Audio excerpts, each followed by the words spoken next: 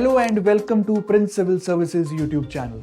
My name is Sanchit और मैं आप सभी का स्वागत करता हूं प्रिंस सिविल सर्विसेज के यूट्यूब चैनल पर। तो आज हम इस वीडियो के थ्रू जानेंगे हिस्ट्री के बारे में और किसके थ्रू, एमसीक्यूज। आई होप आपने प्रीवियस वीडियोस देख ली हैं, हमारी जो सीरीज है हिस्ट्री थ्रू एमसीक्यूज। तो अभी तक हम डिस्कस कर चुके हैं स्टोन एज के बारे में, इंडस वैली सिविलाइजेशन के बारे में, और हमने जाना है वैदिक एज के बारे में। हमने बुद्धिज्म एंड जैनिज्म का पार्ट 1 कर लिया है और ये जो वीडियो है that is history through MCQs Buddhism and Jainism part 2। Please watch the previous video. आप इस चैनल को सब्सक्राइब कीजिए, इस वीडियो को शेयर कीजिए और लाइक कीजिए। और आप हमें फॉलो भी कर सकते हैं हमारे इंस्टाग्राम हैंडल पर, टेलीग्राम पर और ट्विटर पर, और with the name of Prince civil services. तो आइए शुरुआत करते हैं इस वीडियो को और जानने की कोशिश करते हैं बुद्धिज्म एंड जैनिज्म के बारे में एमसीक्यूज के through. But before I go into the MCQs, आप जब भी इस चैप्टर को पढ़ें प्लीज पहली बात तो ये ध्यान रखें that this chapter Buddhism and Jainism is one of the most important chapters, not just from history point of view but whole exam, और स्पेशली प्रीलिम्स में यहां से क्वेश्चन पूछे जाते ही जाते हैं।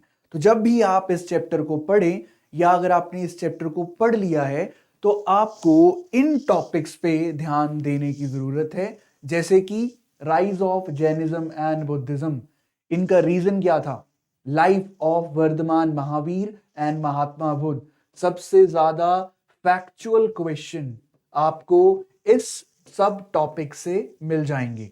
उसके बाद टीचिंग्स एंड फिलॉसफी, फिर से इंपॉर्टेंट, वर्धमान महावीर महात्मा बुद्ध के जो टीचिंग्स हैं, फिलॉसफी है, बुद्धिज्म की टीचिंग्स हैं, जैनिज्म की टीचिंग्स हैं, फिलॉसफी है, वो क्या कहते हैं, कर्मा का कॉन्सेप्ट क्या है, सोल का कॉन्सेप्ट क्या है, गॉड का कॉन्सेप्ट क्या है, ये सब चीजें आपको पता होनी चाहिए।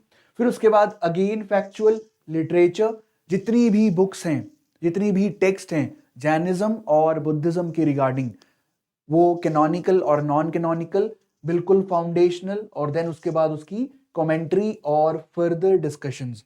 देन काउंसिल्स के बारे में पता होना चाहिए। जैनिज्म में 2 काउंसिल हुई थी, बुद्धिज्म में 4 काउंसिल्स हुई थी।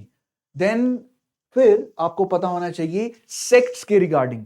सेक्ट जैसे कि अगर किसी चीज पे सहमति नहीं बनी तो जैनिज्म में 2 भागों में बट गया वो, तो आपको पता होगा Jainism is divided into, you have your Digambars and Shwetambars. उसी तरह बुद्धिज्म हिनयान, महायान और वज्रयान। तो आपको सेक्ट के बारे में पता होना चाहिए, उनके बीच में डिफरेंसेस क्या हैं and so on.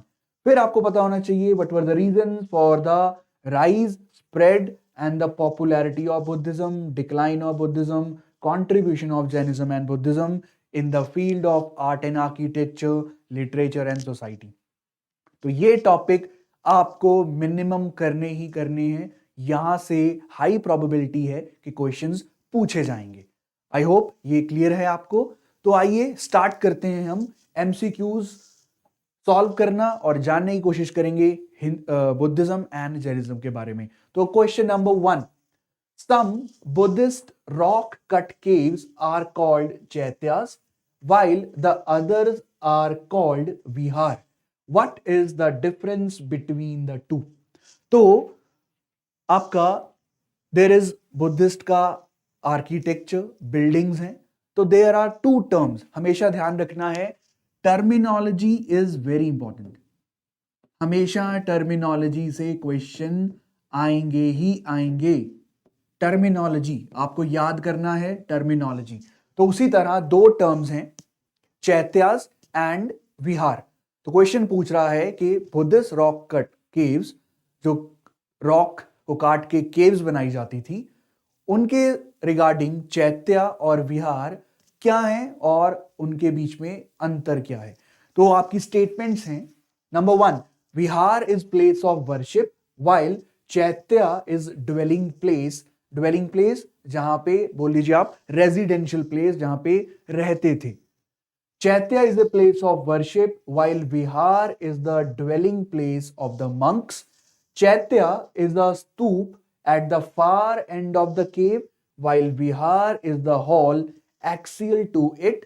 There is no material difference between the two. तो ये आपकी स्टेटमेंट्स हैं इस क्वेश्चन के रिगार्डिंग. प्लीज आप वीडियो को पॉज कर सकते हैं और अपने आप सॉल्व कीजिए और फिर लौटिए आंसर देखने के लिए और एक्सप्लेनेशन देखने के लिए. तो ये जो क्वेश्चन है ये बुद्धिस्ट आर्ट एंड आर्किटेक्चर से रिलेटेड है. तो यहां पे जो इसका आंसर है वो है बी. तो चैत्य क्या है? चैत्य is a place of worship and Vihar is the dwelling place of the Monks. तो चैत्य वो जगह है जहां पे प्रार्थना, प्रेयर, पूजा की जाती थी, वर्शिप की जाती थी. और विहार वो जगह है जहां पे आपका जो मंक्स थे वो रहते थे. Dwelling means the living place, the residential place. तो बुद्धिस्ट आर्ट एंड आर्किटेक्चर बहुत इंपॉर्टेंट है. तो चैत्य क्या है? जहां पे वर्शिप किया जाता था, प्रेयर किया जाता था. विहार क्या है? जहां पे मंक्स आपके आके रहते थे. So you can see in the image. So ये जो आप देख रहे हैं इस साइड पे, this is vihar. Please remember this is vihar. और ये जो आप देख रहे हैं दैट इज चैत्य. चैत्य. सो चैत्य and Vihar. So Vihar is जहां पे मॉन्क्स आके रहते थे. So you can see here there are separate rooms. You have got the separate rooms. तो वहां पे रहते थे. Then on this side you have got the chaitya. तो यहां पे आपके मेडिटेशन और वर्शिप और आपका प्रेयर किया जाता था. नेक्स्ट आपका जो आर्किटेक्चर है दैट इज द स्तूप. इसके बारे में हम बात करेंगे नेक्स्ट वीडियो में. बट अभी के लिए आपको याद करना है दैट जो आर्ट एंड आर्किटेक्चर है बुद्धिस्ट का, उसमें चैत्य, विहार और स्तूप ये तीनों मिलते हैं आपको. I hope the question number 1 is clear. Now the time for question number 2. With the reference to history of ancient India, which of the following was or were common to both Buddhism and Jainism? आप सभी को ये पता होगा that Jainism and Buddhism 6th century BC में आपके origin है इनका. ठीक है. तो यहां पे कुछ डिफरेंसेस भी हैं और कुछ कॉमन पॉइंट्स भी हैं. तो क्वेश्चन क्या पूछ रहा है कि बुद्धिज्म एंड जैनिज्म में कॉमन क्या है. तो ये स्टेटमेंट्स दी हुई हैं आपको. आइए देखते हैं स्टेटमेंट्स को. Avoidance of extremities of penance and enjoyment, indifference to the authority of the Vedas, denial of efficacy of rituals. तो ये 3 स्टेटमेंट्स हैं आपके और ये आपके ऑप्शंस हैं. प्लीज सॉल्व कीजिए. So let's check out the इसका सही जवाब क्या है. तो पहला statement avoidance of extremities of penance and enjoyment. तो ये बोल रहा है कि दोनों धर्मों में आपको एक्सट्रीम पे जाके पेनेंस नहीं करना, पश्चाताप या क्या कहते हैं कोई भी एक्सट्रीम फॉर्म में नहीं करना, या एक्सट्रीम फॉर्म में जाके एंजॉयमेंट नहीं करना.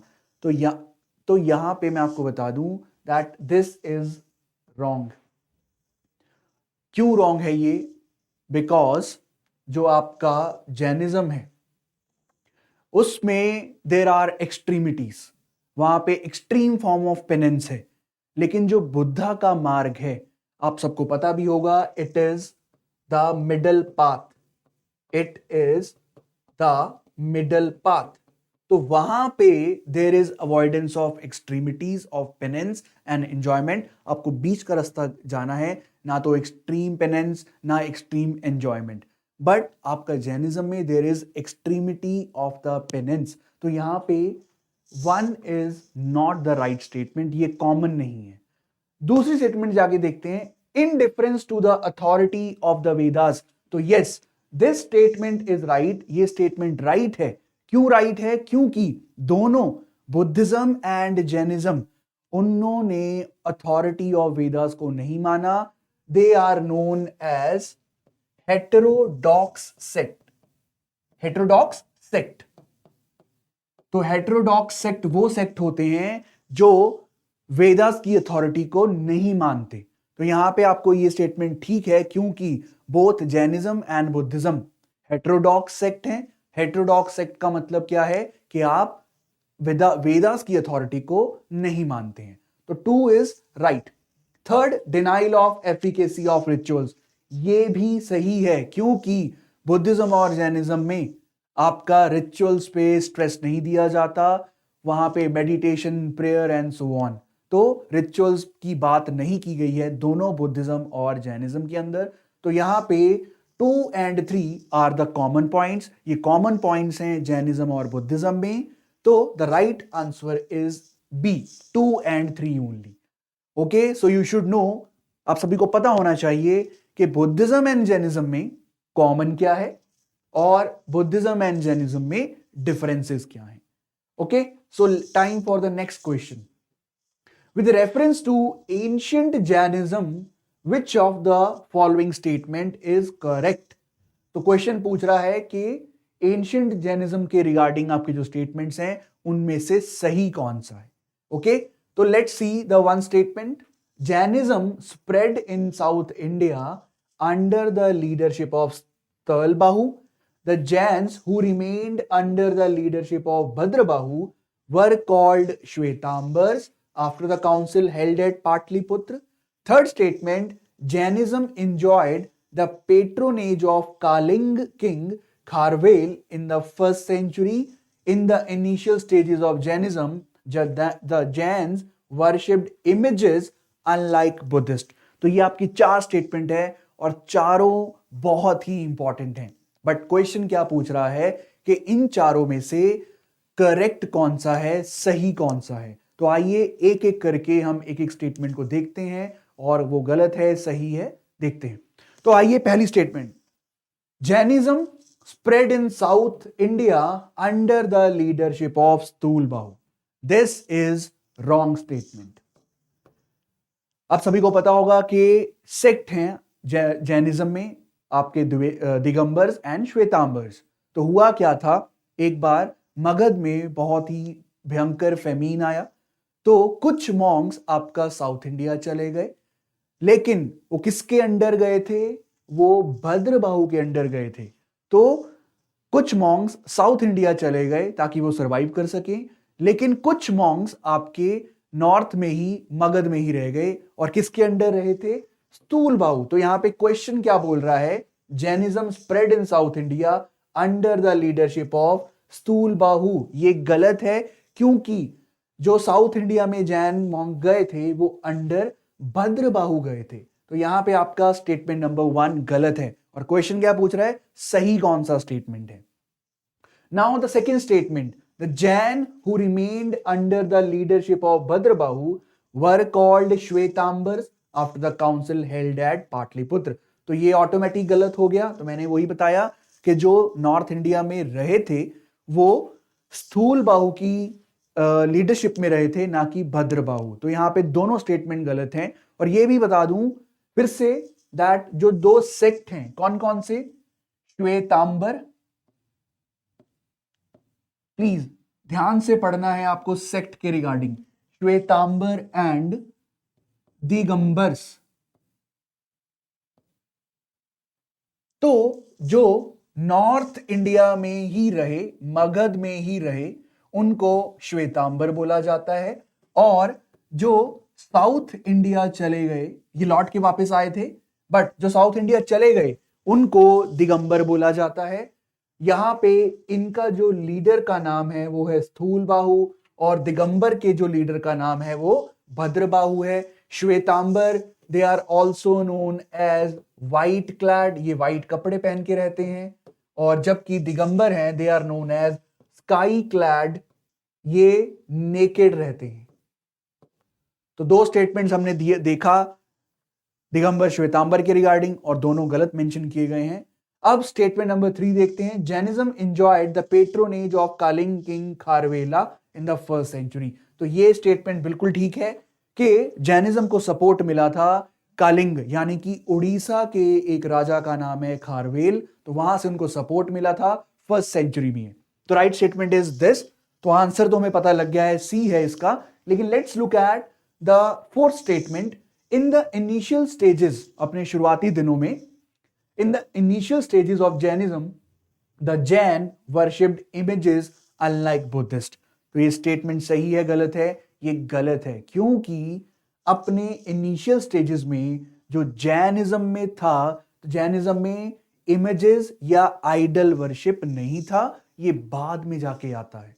Please remember, this is a wrong statement and the right statement is that Jainism को सपोर्ट मिला था कालिंग के राजा के द्वारा, जिसका नाम था खारवेला या Kharavela. So this is your question number 3। This is very important. मैंने आपको सेक्ट के बारे में बताया, दिगंबर, श्वेतांबर, कौन नॉर्थ इंडिया में रहते थे, कौन साउथ इंडिया में चले गए, कौन कपड़े पहनते थे, कौन स्काई क्लैड हैं, कौन व्हाइट क्लैड हैं, और उनके लीडर का नाम क्या है। Okay, the question number 4, the concept of Anuvrata was advocated by. एक टर्म है अनुव्रत, ये किस धर्म के द्वारा आपका एडवोकेट किया गया था, बताया गया था? तो आपके ऑप्शन है Mahayana Buddhism, Hinayana Buddhism, Jainism या लोकयक्त स्कूल। तो यहां पे बहुत ही सिंपल क्वेश्चन है बट इंपॉर्टेंट है। इसका आंसर है आपका जैनिज्म। ये जो अनुव्रत का कॉन्सेप्ट है ये जैनिज्म में है। पहली बात तो आपको पता होना चाहिए कि हर जैन को कुछ ना कुछ व्रत या कुछ ना कुछ आपका फॉलो करना पड़ता है। तो ये आप सबको पता होगा दैट यहां पे कॉन्सेप्ट है नॉन वायलेंस का, यहां पे कॉन्सेप्ट है नॉन लाइंग का, झूठ नहीं बोलना, यहां पे कॉन्सेप्ट है आपका नॉन पोजेशन, फिर कॉन्सेप्ट आता है आपका सेलिबेसी का, ब्रह्मचर्य। इसी तरह करते करते आपके पास 5 व्रत आ जाते हैं, non violence, non lying, non possession, celibacy and so on. तो यहां पे 5 व्रत हैं जिन्हें पंच महाव्रत बोला जाता है। और यहां पे मैं आपका 5वां इसलिए नहीं लिख रहा हूं क्योंकि ये आपके कमेंट के लिए क्वेश्चन है। प्लीज राइट डाउन दैट पंच महाव्रत में से मैंने 4 लिख दिए हैं, लेकिन 5वां कौन सा था? Okay, so this is your question. आप कमेंट सेक्शन में अपना आंसर दे सकते हैं। अब यहां पे हमें पता लग गया कि 5 कुछ चीजें हैं जो जैनिज्म को फॉलो करनी होती है। तो लेकिन हर जैन जो फॉलोअर है उसको 5 चीजें नहीं फॉलो करनी है, क्योंकि 2 तरह के फॉलोअर्स हैं यहां पे। एक तो कॉमन पीपल, आम इंसान, कॉमन पीपल, और दूसरी तरफ हैं आपके मंक्स। तो 5 चीजों में से जो 3 चीजें हैं, जैसे कि non violence, non lying and so on, तो उन 3 चीजों को जो कॉमन फॉलोअर को फॉलो करनी है उसको बोला जाता है अनुव्रत। अनुव्रत, क्योंकि अगर 5 चीजें फॉलो करनी हुई तो बहुत टफ हो जाता है, तो वो नहीं फॉलो कर सकते और वो आपका रिलीजन छोड़ जाते।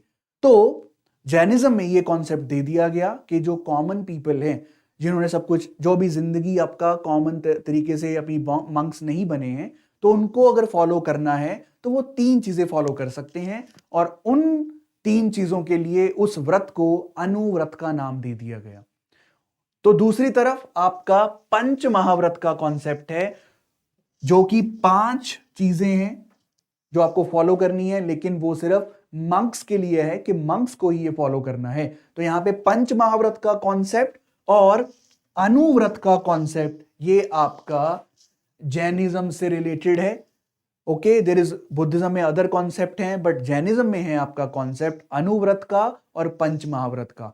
और आपके लिए मैंने आपको एक क्वेश्चन बता ही दिया है कि कमेंट सेक्शन में जाइए और वहां पे लिखिए 5 व्रत के नाम पंच महाव्रत में। मैंने 4 आपको बता दिए हैं, 5वां मैंने कौन सा छोड़ा है वो आपको कमेंट सेक्शन में लिखना है। तो that was the question number 4। Then the last question for this video, Lord Buddha's image is sometimes shown with the hand gesture called Bhumi Sparsh Mudra. It symbolizes.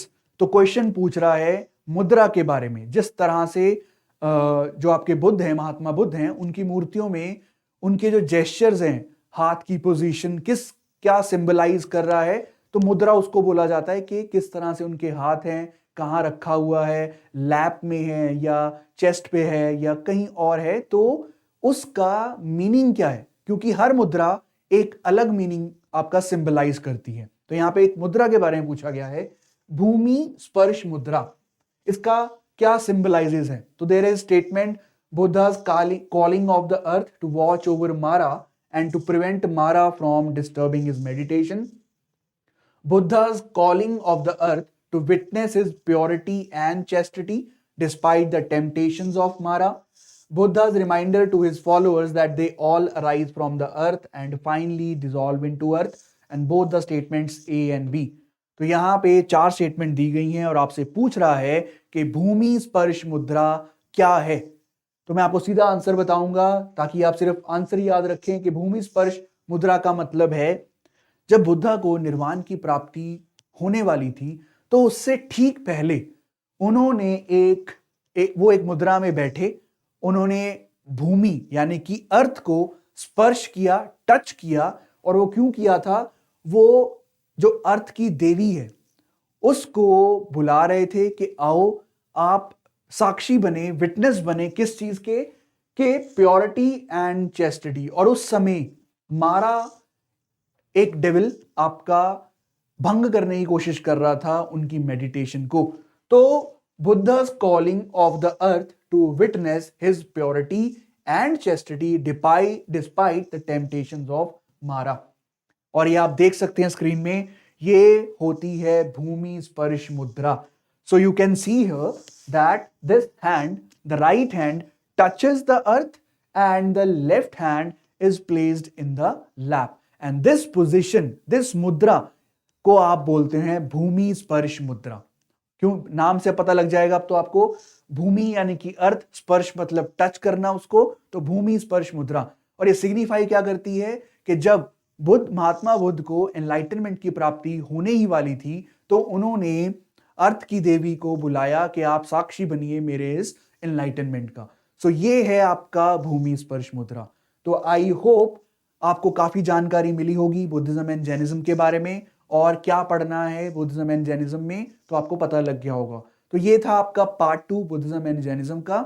Next video में मिलते हैं आपसे जिसमें हम बुद्धिज्म एंड जैनिज्म को ही जानने की कोशिश करेंगे, और दैट विल बी पार्ट 3 और MCQs के through. So thanks for watching, और प्लीज आप हमारा चैनल सब्सक्राइब कीजिए प्रिंस सिविल सर्विसेज। आप हमें फॉलो कर सकते हैं टेलीग्राम, इंस्टाग्राम और ट्विटर पर भी। So thank you, see you in the next video.